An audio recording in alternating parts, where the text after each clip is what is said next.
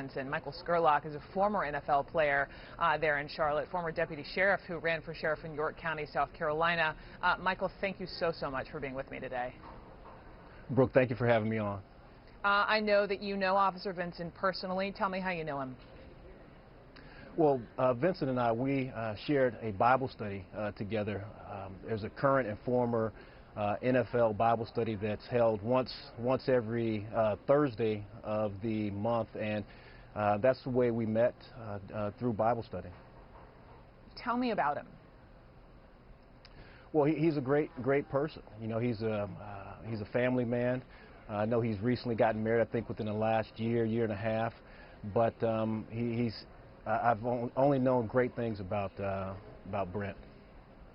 So you have this football tie, but you also have this unique law enforcement tie, and I'm curious, in the time that you've known him, have you ever had any conversations with him about police,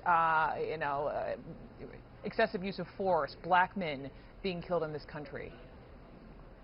No, we never had those type of topics within our discussion, but what I've known with Brent and I, we've talked about certain things that we may have had to deal with while we're on the road, just having an opportunity to impact other people's lives while we're on the road, while we're doing that particular profession, but never in depth to where we're talking about actually having to encounter or take someone else's life.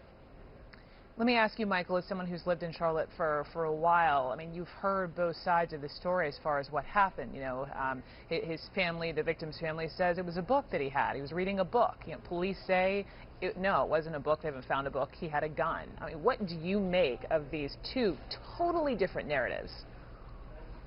Well, I think that's why it's always important for us to wait and find out all the details in a particular case. At this point in time, I have not seen any video, dash cam video, any cameras, shots of as far as what took place, and I think the majority of the public, I believe, feels the same. But I think it's always best before we make any rush decisions to find out exactly all the details of what took place.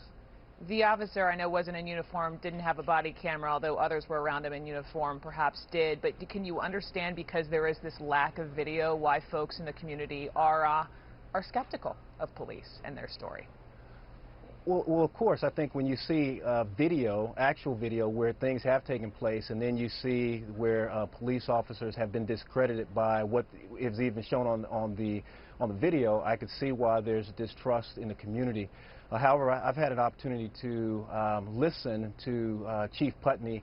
He came to our church a couple of times and spoke, and you know, I believe that he wants the right thing for not only for his department but for the community of Charlotte. So I believe at the end of this, everything will be brought to light, and those individuals, and I think everything will work itself